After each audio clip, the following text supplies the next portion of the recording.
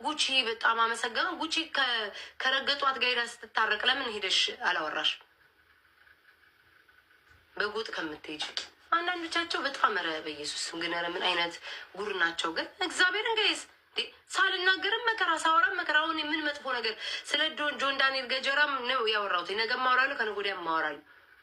ወጥቶ የታየ ነገር አወራለሁኝ። ከዛ በተረፈ ግን እኔ የሰው ፍቅረኛ ገብቼ የሰው ትዳር ገብቼ ሳቦካ አልገኝም እንዴ።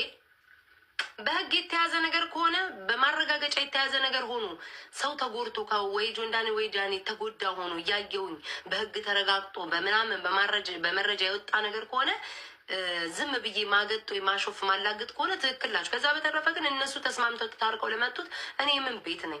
የምን ቤት ነኝ? የምን አሽቃባጭ ነኝ?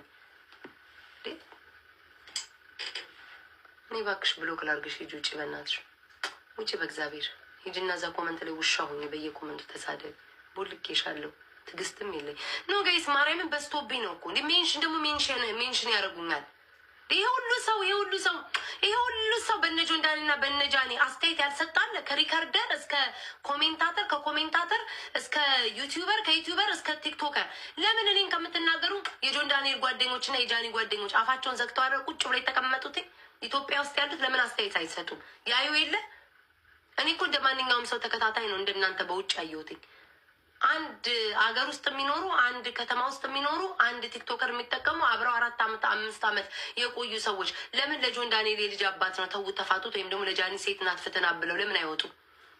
አብረዋቸው የሚበሉ አብረዋቸው የሚጫወቱ አብረዋቸው ጌም የሚጫወቱ አብረዋቸው ክለብ የሚሄዱ ምናምን እነሱ ወጥተው ያላወሩ እነሱ አፋቸውን የለጎሙ እኔ የምን ቤት ነኝ አስተያየት የምሰጠው? ለማንም አስተያየት አልሰጥም። ለሁለቱም በኩል ለማሽቃብጠው 4 ነጥብ በህግ የተደረገ ወይም ደግሞ በደንብ በመረጃ የወጣ ነገር ካለ ከሁለቱ አካል የተጎዳ በኃይለኛው ሰው ካለ ለዛ ሰው ቆማለሁኝ።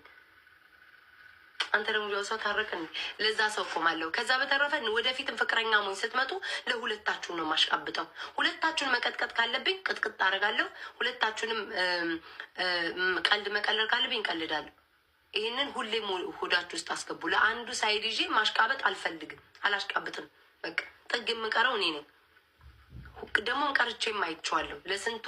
ለስንቱ ቆሜ ተከራክሬ ስንቱ ውሃ በልቶ ከኔ ከተጣላኋቸው ሰዎች ጋር ሲያሽቃብጡ አይቻለሁ። ለማንም አልቆመም። የኔን አባት የኔን እናት የኔን ማንነት መልኬ ሁሉ ነገር ሲሰድቡ ከነበሩ ሰዎች ጋር አብረው እንጀራ ቀርቦ ይበላል። ለሴትነታቸው ወይም ለማንነታቸው ወይም ለወንድነታቸው ወሬ ለምትሉት ለቆምኩላቸው ሰዎች ሁሌም ከጠላቶች ጎን የሚቆሙ። ስለዛ እኔ ማን ነው አይዞሽ አለኝ?